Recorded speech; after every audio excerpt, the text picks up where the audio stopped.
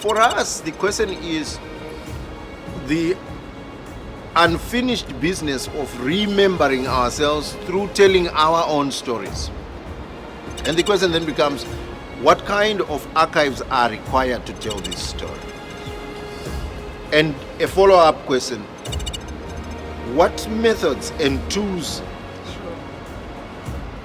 are available, or can we fashion, to tell these stories at our own terms in the best, most articulate and operationalizable way possible? By which I mean we don't end with simply telling stories and these, otherwise we descend into lullaby. We tell stories in order to galvanize ourselves and to provide ourselves tools to do things for ourselves.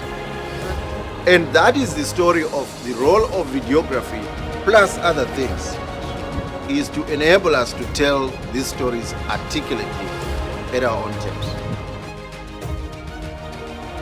From us, where the evidence, kind of the documentation of a rich history, a deep past, is not visible,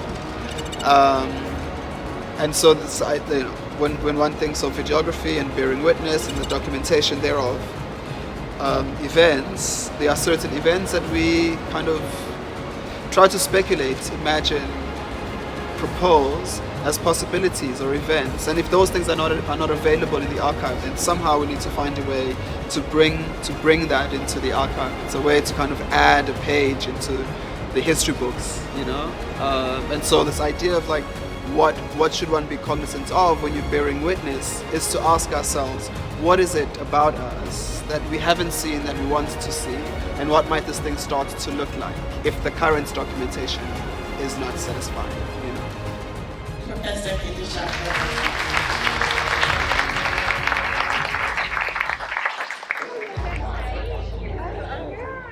I'm Sam Gregory, and I am the Program Director of a Human Rights Video and Technology Network Witness, which focuses on how you help people use video and technology, including smartphone witnessing for human rights. For example, how do they film so something makes sense as evidence? How do they turn that into something that could help build accountability, like for a trial for someone who committed violence against a civilian or committed a war crime? When someone sees a human rights violation, so someone being assaulted by a police officer or being attacked, the first thing you need to do is work out, can I take out my camera and film in a way that's safe for me as well, right? So first do that. Then we encourage people to film in a way that shows what's happening, right? So to actually, for someone who doesn't understand what's happening, what's the context, what's going on? And then to make a decision about whether they should share it or whether they should actually hold on to that footage. So it's really important to pause, to be safe, to show the context, to make sure that you're not exposing people to more harm by sharing the footage, and then to share it strategically.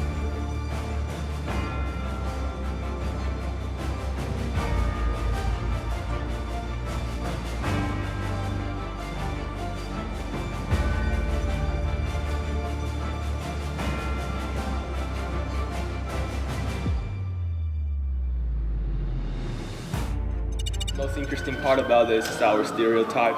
Our past impression of MIT is like it's a school surrounded with STEM-related areas. But if there's a chance to learn more about diversity, like equity and inclusion, this aspect of things, it's really interesting. So that's why we're out here.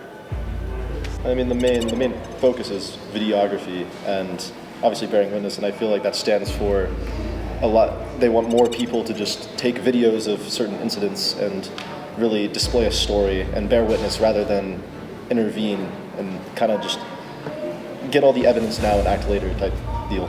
Through videography, we can use different types of technology to try and alleviate those issues and solve.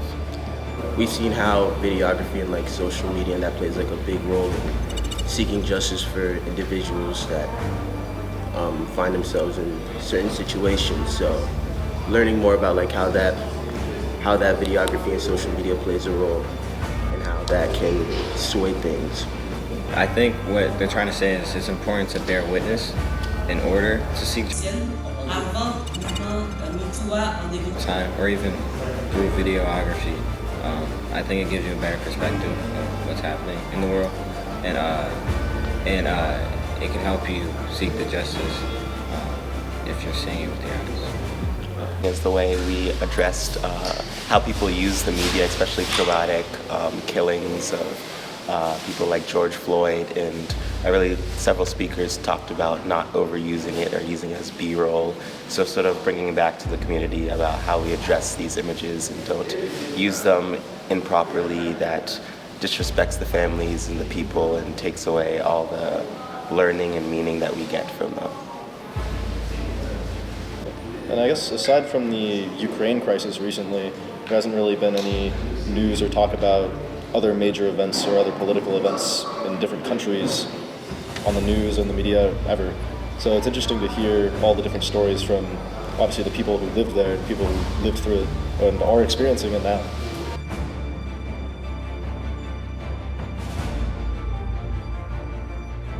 My name is Charisse Laprie Korzumase. I go by Charisse Laprie. I was excited both to talk about the psychology of videography and how recording affects us as individual users, as well as the power to change the discourse, to change the narrative with respect to issues of social justice, seeking justice, and the power of videography. And I didn't have the time in my talk, but a big piece of that is talking about user-generated satire. So how users use video to showcase the absurdity of reality in a satirical format, not just a documentary format. Who was it? Sam Gregory, earlier today, provided a flow chart. Should it be shared? The default is don't share it. So decide whether you want to share it and make that a conscious choice. As a psychologist, I always think it should be shared widely because you never know if the person you send it to is going to be the person to make change or bury change. And so I always kind of come from that perspective that I don't know what's going to be done with my content. But again, it's very fascinating because most of the situations which are caught on camera are taken by people standing right there. So how are they able to witness that, standing there, taking a video of it? What is going through their mind? Why are they recording it in the first place? Are they recording it as an evidence? Are they recording it because they find it amusing? Or are they recording it because they just want to document it like this? It's just very curious to know about it.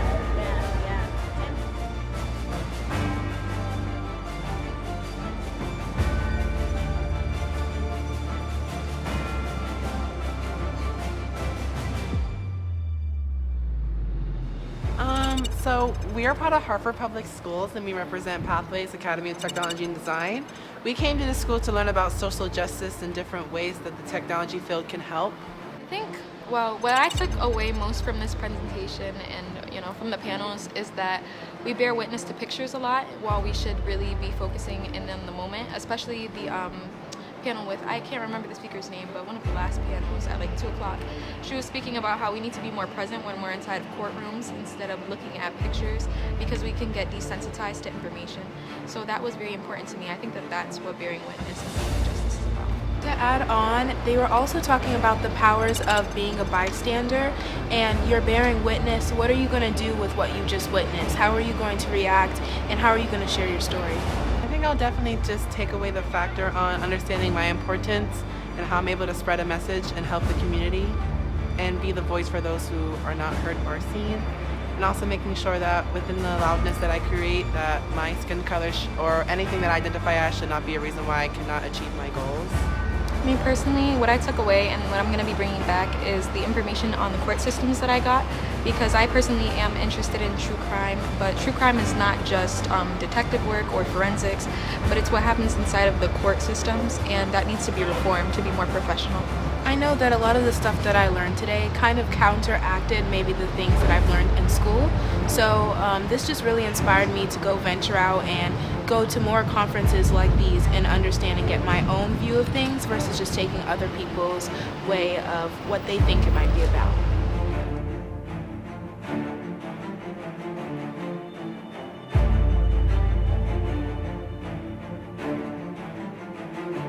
Yo, my name is Waslu Jaco, aka Lupe Fiasco, rapper and visiting professor here at MIT. Well, I think it's important that the stories that we tell through video. And every time that I've done a music video, I've tried to make it its own kind of cinematic story, a visual piece that speaks to something, that talks to something of value. And in this case, picking a topic such as videography and exploring it in all its different capacities, but as it relates to like justice in the world, and every nook and cranny, from the arts to the news to citizen journalism, if you want to call it that, a citizen documentation, and how videography, video can be used to maximize kind of movements of justice and things of that nature. So that's one of the things that I was interested in, like just getting the ear in, and I think it had a wide, diverse array of people's approaches and perspectives on that topic. Yeah, so it was a great event. So I am the Assistant Dean for Diversity, Equity, and Inclusion at the School of Humanities, Arts, and Social Sciences here at MIT. You know, I was thinking that bearing witness is actually seeing what's happening, and then once you do that, how you seek justice, whether it's through politics, the police, the criminal justice system, or just spreading awareness to the public. So I think it's twofold. It's also a juxtaposition, right? So you can videotape instances of violence, whether it's police violence, whether it's violence, you know, black on black, and some of that could be admissible in court, but then you can videotape police violence, and a lot of times it's not admissible in court, depending upon where you are. So when you're bearing witness, it's kind of scary on what might happen when you actually do bear witness. I think it's creating awareness. You know, we're creating awareness for the people who come, but we're also videotaping this so that we can create awareness globally. I think in, you know, institutions like this one, we have these scholarly conversations amongst each other, and we write papers and we do research that speaks to each other, but it doesn't speak to the larger community, the broader community, and that's what we're hoping that this will do. Spark a conversation that might spark some community organizer or some young person or some church to actually bear witness and seek justice. I'd like to add that this is just the beginning, and you don't have to wait for us to do this work, that you can go out and do this work yourself and just share the message with everyone within your networks. You can go to MIT School of Humanities, Arts, and Social Sciences and go under the diversity page, and you will see all the work that we're currently doing, and as we have new work, you'll see it come up.